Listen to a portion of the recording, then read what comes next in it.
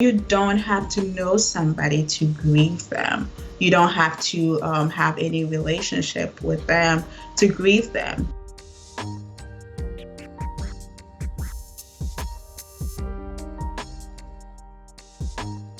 When we talk of vicarious traumatization, usually it's within mental health professionals, how they experience trauma secondhand by listening to their client talk about their trauma and the things that they've been through. Out of this mess! That's right, that's what it is. You don't have to watch the video, but when you hear about it, that, oh, this Black man was jogging and this happened to them, you could feel that helplessness, the fear, the anger, like all those trauma responses that the person may have had when they experienced the trauma.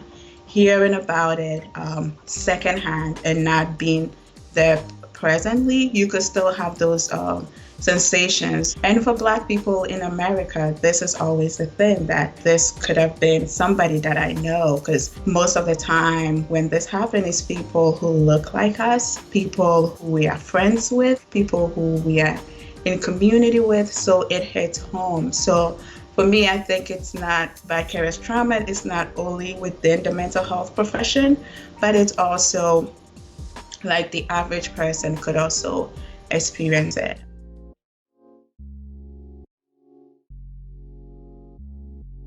It's really layered. We have Black icons dying, so there is that grieving that we have to grieve them. And then there is Moulite, who was also killed. And so it's as if people didn't even are not getting a break to maybe process this. And then this happens to process this. So there is like a collective grief that everybody could be feeling, that it's in the air.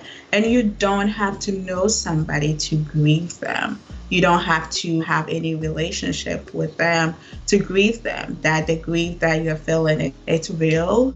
So how do you grieve? If you want to do it on Instagram, that's fine. So if you're somebody that you feel like, okay, this is too much for me, I don't want to be sharing any videos, I don't want to be part of the hashtag, it's okay. Self-preservation is also an act of resistance. Schedule time for emotions. If you feel like your emotions are too much and they could overwhelm you, you could have a time specifically scheduled. You could be like, okay, this 30 minutes or this hour is for me.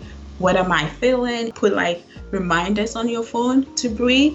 So you could just schedule like a little time, like, okay, dang, this is my time to breathe. Because we go through life without really remembering to breathe. When it comes to mental health, and also this is for mental health professionals, we cannot separate healing and politics. We cannot separate healing and structural or institutional policies or institutional things such as racism, sexism, homophobia, transphobia. Those things cannot be separated.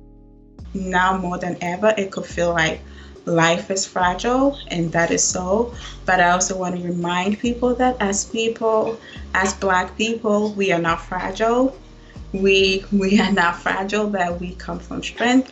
And strength doesn't mean that, oh, I have to put up a front for this. Strength also means that you could fall apart someday, and that it's okay. It's okay to fall apart. I see you. I love you.